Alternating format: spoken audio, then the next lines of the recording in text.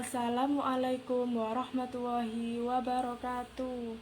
Di sini kami dari kelompok 15 akan mempresentasikan hasil diskusi kami yang berjudul Literasi Menulis dan Pembelajarannya Part 2. Perkenalkan, nama saya Rindian Ningtyas, kelas A2, NIM akhir 055.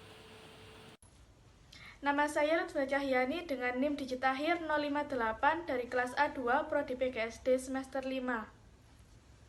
Kenalkan, nama saya Dewi Ayu Lestari, nomor NIM akhir 077 dari kelas A2. Perkenalkan, nama saya Alifia Chandra Dewi, NIM akhir 085.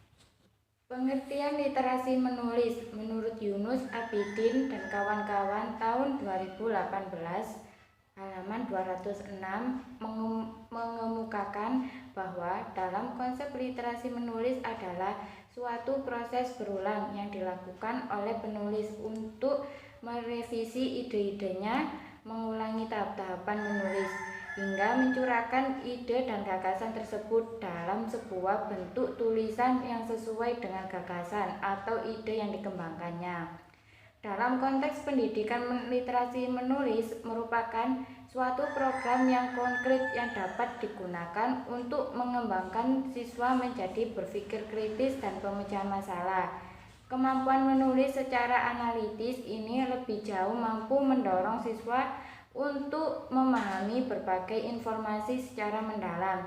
Dari pengertian di atas dapat disimpulkan bahwa literasi menulis adalah suatu kemampuan siswa dalam konteks menulis untuk menyampaikan sebuah ide pemikirannya dengan cara melalui proses yang sistematis dan bisa untuk mendorong siswa untuk berpikir kritis dalam pemecahan masalah untuk menulis tersebut.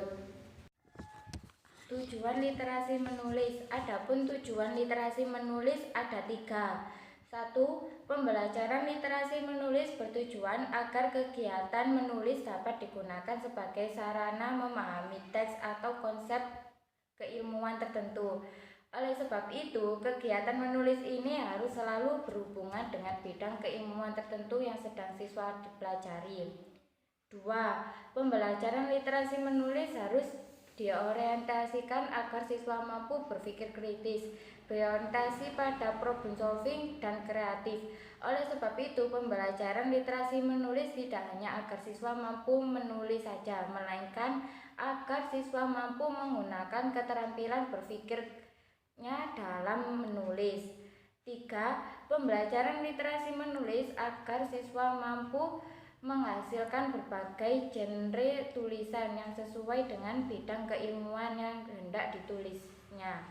Dalam hal ini, selain mampu menulis dalam berbagai genre, siswa juga harus mampu memproduksi tulisan dengan mempertimbangkan berbagai kepentingan, sasaran, dan konteks sosial budaya. Manfaat menulis. Adapun manfaat dari literasi menulis yakni sebagai berikut. 1.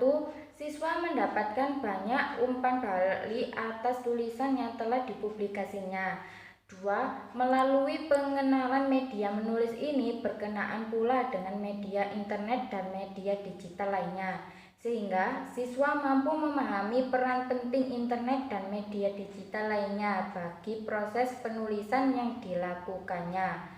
3. Siswa dapat mengenali hambatan yang dirasakan ketika menulis dengan menggunakan media tersebut beserta langkah cerdas menanganinya.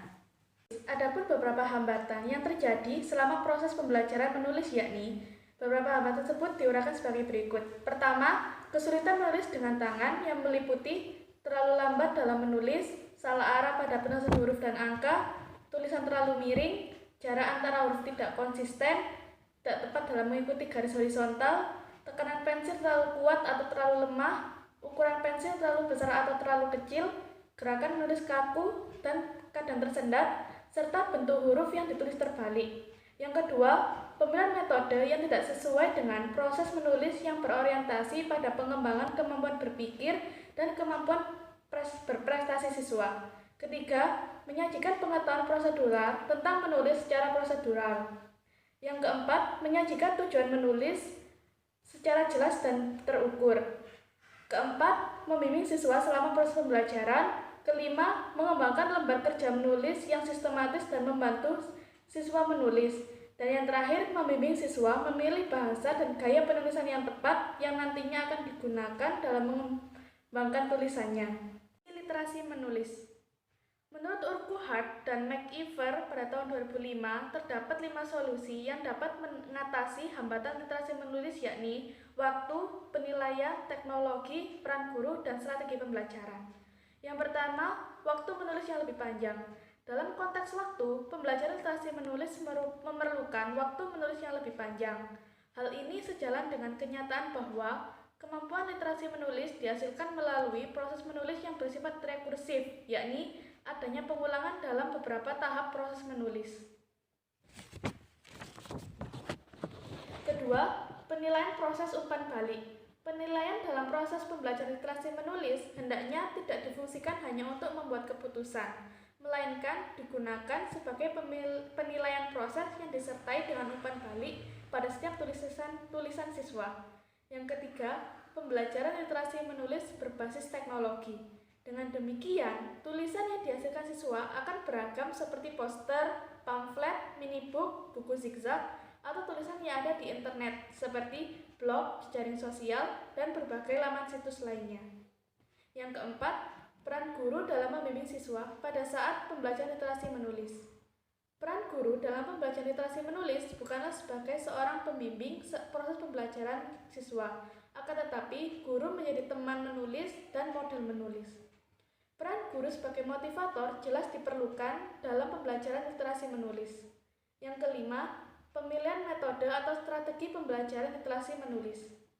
Guru harus memilih metode atau strategi menulis yang tepat, karena dapat mampu membangun literasi menulis siswa. Prosedur pembelajaran menulis terdiri dari 5 tahap. Tahap yang pertama adalah pra-menulis. Tahap ini dapat dilakukan dengan kegiatan sebagai berikut. Yang pertama, bimbingan menulis. Yang kedua, penyadaran menulis. Yang ketiga, membuat peta konsep. Yang keempat, membuat daftar pertanyaan. Yang kelima, melengkapi data. Tahap yang kedua adalah membuat draft. Pada tahap ini dapat dilakukan kegiatan sebagai berikut. Yang pertama, menyusun lembar informasi.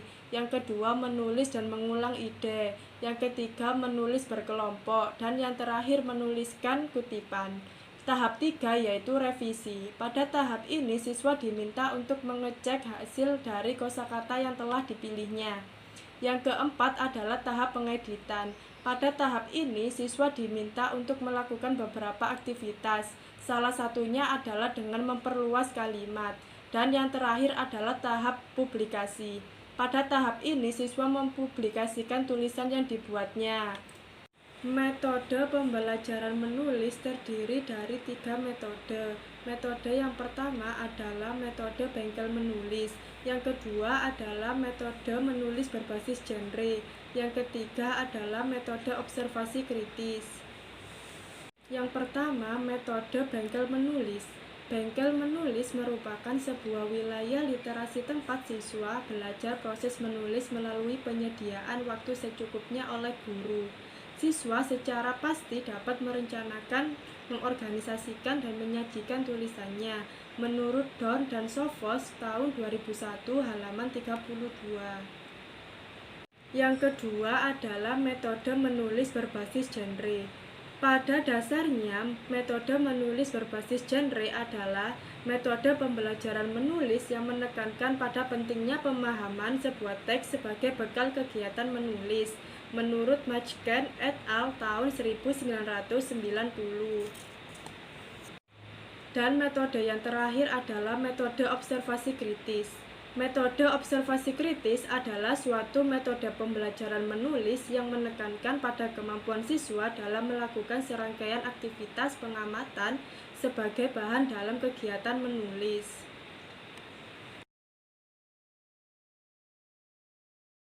Contoh kegiatan literasi menulis. 1. Kegiatan mengeblat. Mengeblat dapat dilakukan dengan berbagai cara, antara lain memakai karbon, memakai kertas tipis, menebalkan tulisan, dan menghubungkan titik-titik. Kedua, kegiatan menyalin.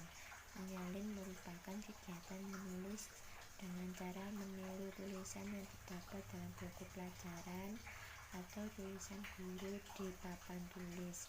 Kegiatan ini biasanya dimulai dari singkatan kata, kalimat, sampai pada wacana. Ketiga, kegiatan menulis indah atau halus. Pada dasarnya juga menyalin suatu kalimat atau huruf dengan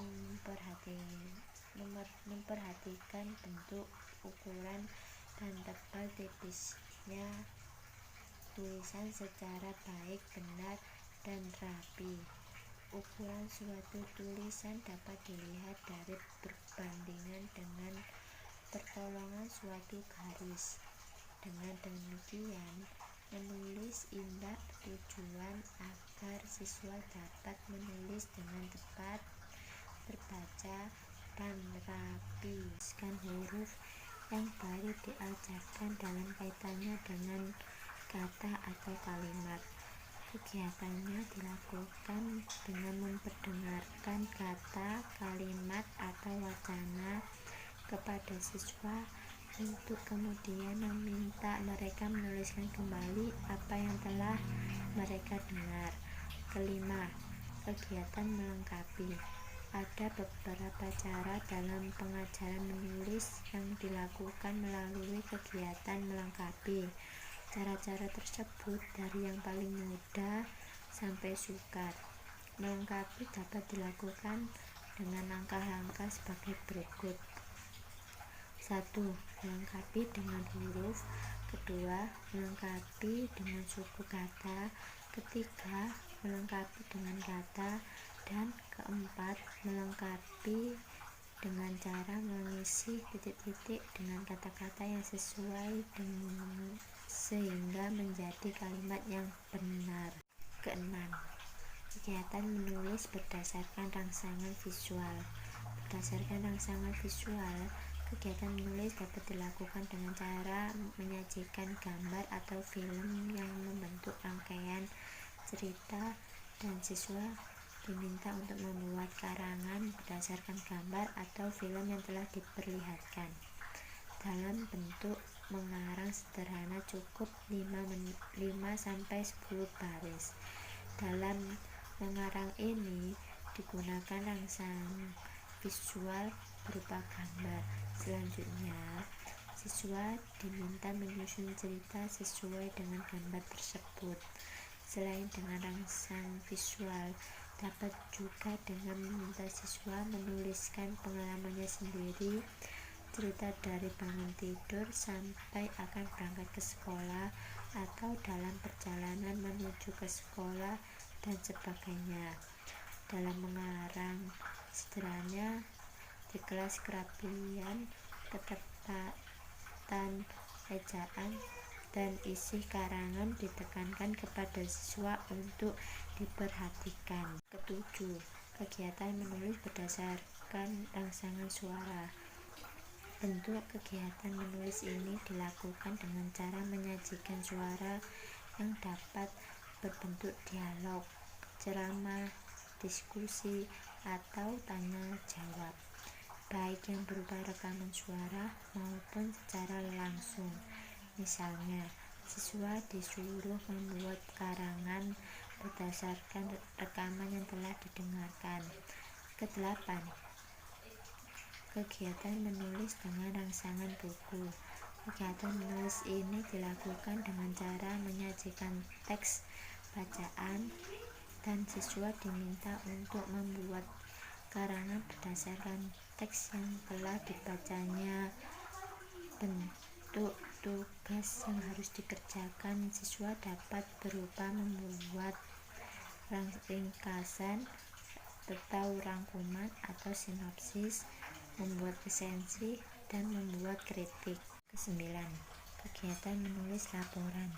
Bentuk kegiatan menulis laporan ini dilakukan dengan cara meminta siswa untuk membuat laporan kegiatan yang pernah dilakukan seperti melakukan kegiatan wawancara, mengikuti khotbah Jumat, mengikuti seminar atau diskusi, mengikuti dharma wisata atau kegiatan kemah, atau kegiatan penelitian sederhana yang telah dilakukan.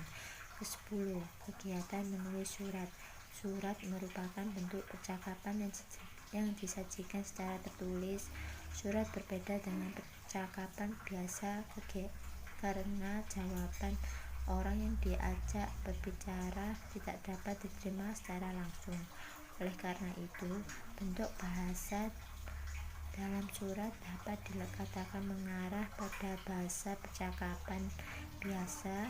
Kegiatan menulis surat dilakukan dengan cara siswa diminta untuk menulis sebuah surat yang berupa surat resmi, yang dapat berupa surat lamaran kerja, surat undangan rapat, ataupun surat pribadi yang dapat berupa surat kepada orang tua atau teman. Ke-11. Kegiatan pemberdayaan mapping setiap kelas. Pemberdayaan mapping di setiap kelas ini bisa dilakukan dengan cara mewajibkan siswa untuk membaca bebas ataupun mencari referensi apapun di sekitar sekolah setidaknya selama 10 menit. Setelah itu, mewajibkan siswa untuk membuat laporan karangan ataupun resume dari apa yang dibacanya ataupun diamatinya, dan hasilnya dapat ditulis dan ditempelkan pada mapping kelas. Sebagai langkah awal, program ini bisa dilakukan setiap seminggu sekali. Ke-12. Kegiatan posterisasi sekolah.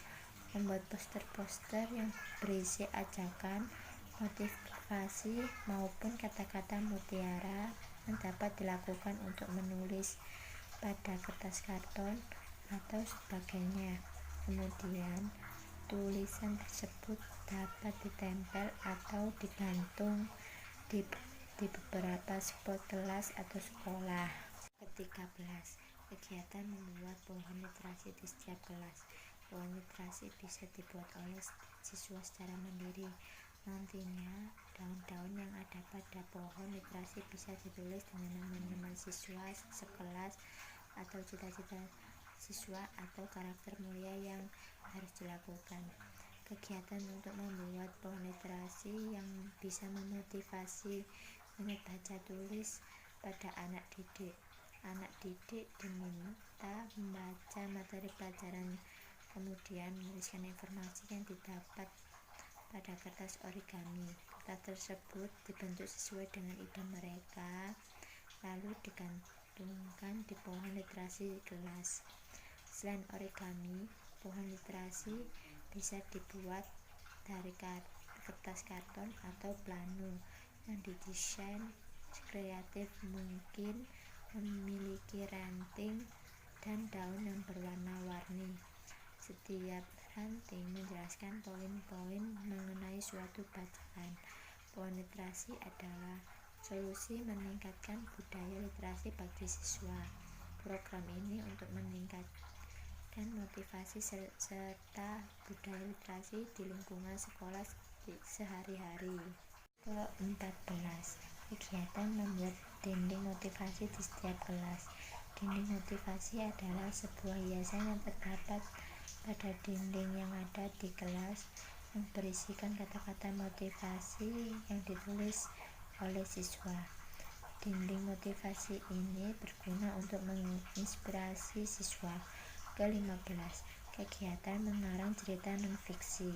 Cerita non-fiksi ialah cerita tentang sesuatu yang sungguh-sungguh ada atau terjadi.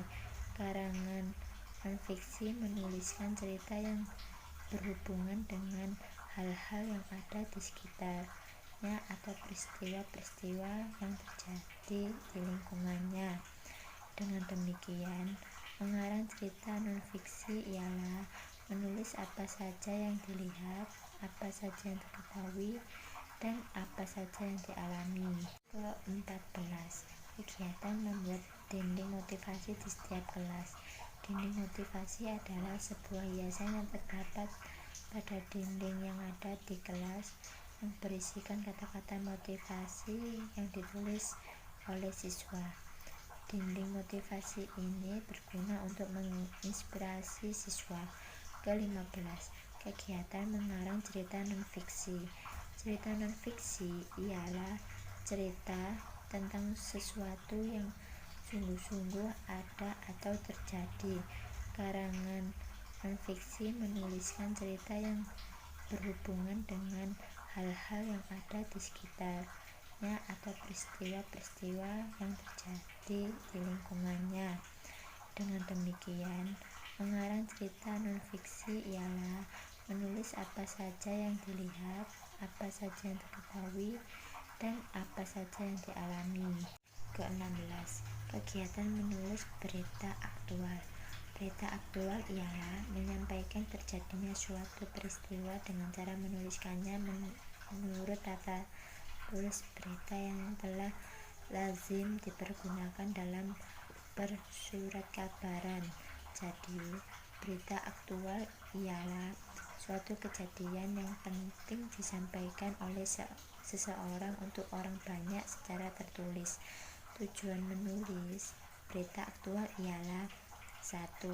Membiasakan agar dapat menyampaikan peristiwa yang penting secara lengkap dan teratur dengan gaya bahasa yang tepat dan mengembangkan bakat kewartawanan.